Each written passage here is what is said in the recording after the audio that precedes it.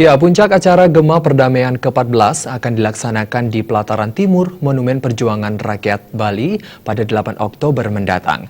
Komunitas pengayah Gema Perdamaian mengundang hingga 10.000 masyarakat untuk datang dan berdoa bersama.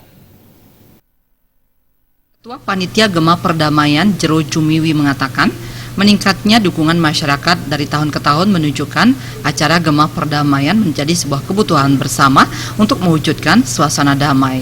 Pada tanggal 8 Oktober, acara puncak akan berlangsung dari pukul 4:30 sore hingga pukul 9 malam.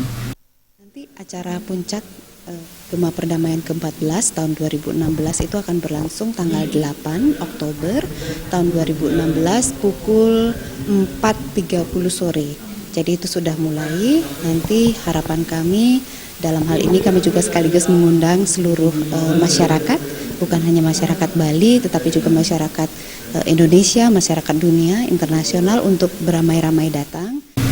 Steering Komite Madi Suryawan dan Gusti Kades Sutawa mengatakan, acara Gema Perdamaian merupakan kreativitas dari komunitas pengayah Gema Perdamaian dan para pendamba damai.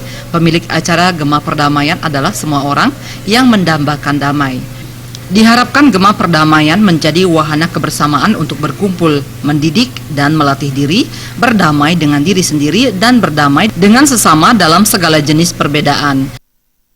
Komunitas pengayah, panitia dalam hal ini mengundang keluarga, bukan para suci saja, bukan sulinggih saja, bukan spiritualis saja, atau bukan tokoh saja, tetapi keluarga, tokoh dan keluarga, masyarakat dan keluarga. Dan acaranya didesain untuk keluarga, acaranya didesain untuk menampung semua agama dengan entitasnya, semua entitas spiritual, semua entitas budaya.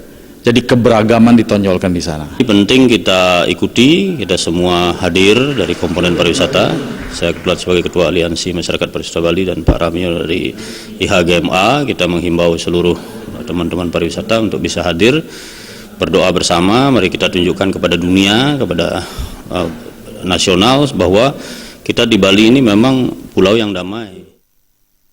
Selain doa bersama, puncak Gema Perdamaian juga akan diisi eksibisi yoga dan penampilan kelompok-kelompok masyarakat, asram, dan paguyuban seni. Suteja dan Supiatna, Bali TV.